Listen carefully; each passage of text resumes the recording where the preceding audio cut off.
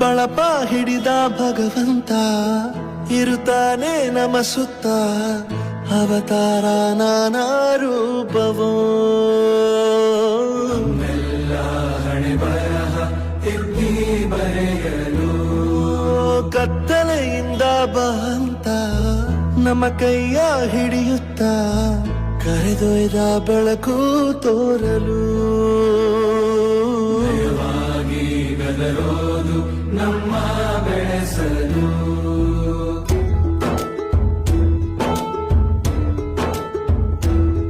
ಭಾಷೆ ಅಮೃತ ಕುಡಿಸೋ ತಾಯಾಗಿ ಭಾಷೆ